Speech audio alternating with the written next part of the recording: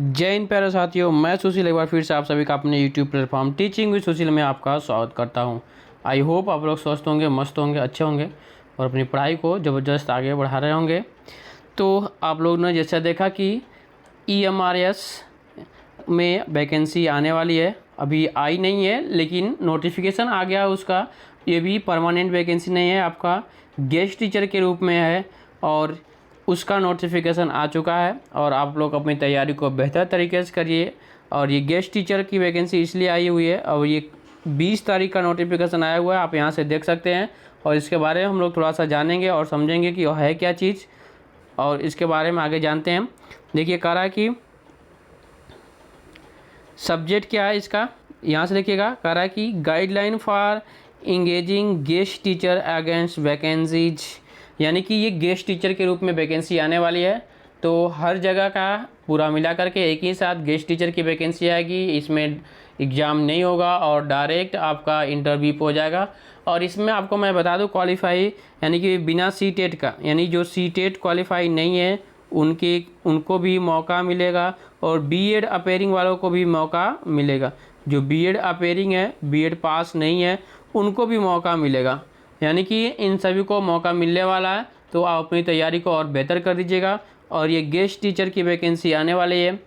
ठीक, guest teacher की vacancy के लिए एक नोटिस जारी हुई है, ये जो उसके बारे में है। ठीक है, ये जो EMRS की वैकेंसी है जो आने वाली है, ये 3 फेज में होने वाली थी। ये 3 फेज में पूरी होने वाली थी। जैसा कि आप लोग जानते हैं कि 1 फेज की वैकेंसी पूरी हो गई है और ये 2 फेज की बाकी है।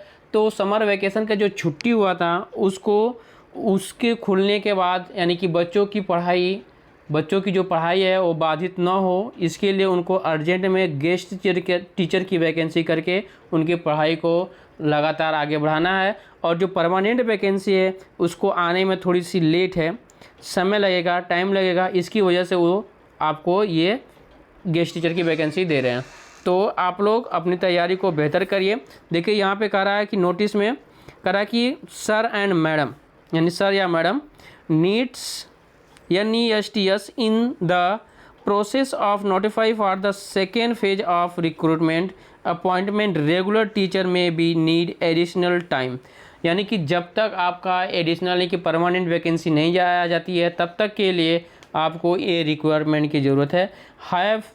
however why consider the reopening of EMRS summer vacation, यानी जब समर वैकेशन ओपन होगा तो वहाँ पे टीचरों की कमी होगी, तो बच्चों की जनसंख्या ज़्यादा होगी, टीचर की कमी होगी, तो वहाँ पे बच्चों की पढ़ाई में बाधित होगा। इसके लिए यह नोटिस जारी कर दिया गया और ये इंटरव्यू लेवल पे होगा और इंटरव्यू देने के बाद यहाँ से आपका सिलेक्शन हो जाएगा। तो अपनी इंटरव्यू की तैयारी करिए और अच्छे से पढ़िए। जब तक ये देखिए यहाँ से दिया हुआ है, कह रहा है कि यहाँ पे दिया हुआ है आपका कि it is very essential to engage guest teacher only up to 31 March 2026, यानी कि ये 2026 यानी कि 31 मार्च 2026 तक ही रहेगा।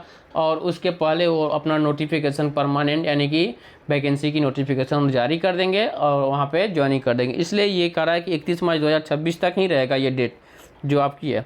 ठीक है, और उसके आगे हम लोग देख लेते हैं इसके बारे में थोड़ा सा। और कह रहा कि यहाँ पे देखिए, कह रहा कि फुल टाइम गेस्ट टीचर में be engage in seat of engaging only for select period per week.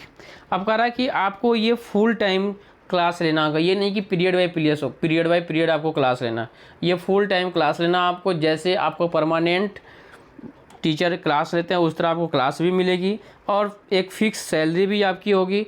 और वहाँ से आपको आपको रेसिडेंस भी मिल सकता है रहने के लिए। यदि आप नज़दीक है तो अपने घर से जा सकते हैं और रेसिडेंशियल में मिल सकता है आपको रहने की व्यवस्था। दूर है तो आप रहने के लिए भी वहाँ पे व्यवस्था कर सकते हैं और मिलेगा आपको। ठीक है, तो अब गेस्ट टीचर है perform academic activities like remedial assistance. तो अब यहाँ से देखिएगा, और ये किसके लिए है, तो TGT PGT यानी कि PGT और TGT के लिए है। तो आपको सभी पता है कि EMRS जो होता है वह 6 से स्टार्ट होता है। चलिए आ जाते हैं आगे। अब इसमें बीएड अपेयरिंग, सीटेड अपेयरिंग यानी सीटेड पास नहीं है, बीएड अपेयरिंग है, तब पर भी आप इसमें इंटरव्यू दे सकते हैं। चलिए आपको अब आगे आ जाते हैं, हम लोग देखते हैं आगे क्या है। और इसका जो सैलरी है भाई इसको भी देख लीजिएगा। कह रहा कि पीजीटी के लिए 35,000 है यदि आप with qualify age per are of NESTS, यानी कि आपके पास पूरी क्वालिफ़िकेशन है तो सैलरी आपकी कितनी रहेगी 35,000।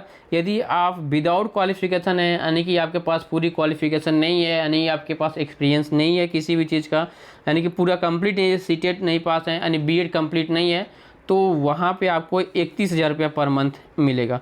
और टीजीटी में यदि पूरी क्वालिफ़िकेशन है तो आपके पास आपको 33,000 पर मंथ मिलेगा, और पूरी क्वालिफ़िकेशन नहीं है तो आपको 29,000 पर मंथ मिलेगा।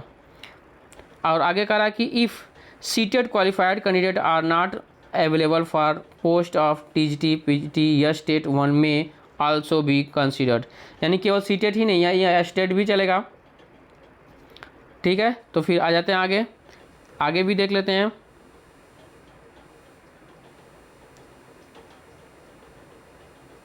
करा कि कंप्लीट दिए, करा कि all the effort are to be made to ensure that guest teacher are engage priority on are before 5 मतलब कि 5 जुलाई 2025 विदाउट फेल। करा कि compliance should be repair to NESTS headquarter latest by 7/7/2025, यानी 7 जुलाई तक ये क्या होगा, आपको 7 जुलाई तक देखने को मिल सकता है।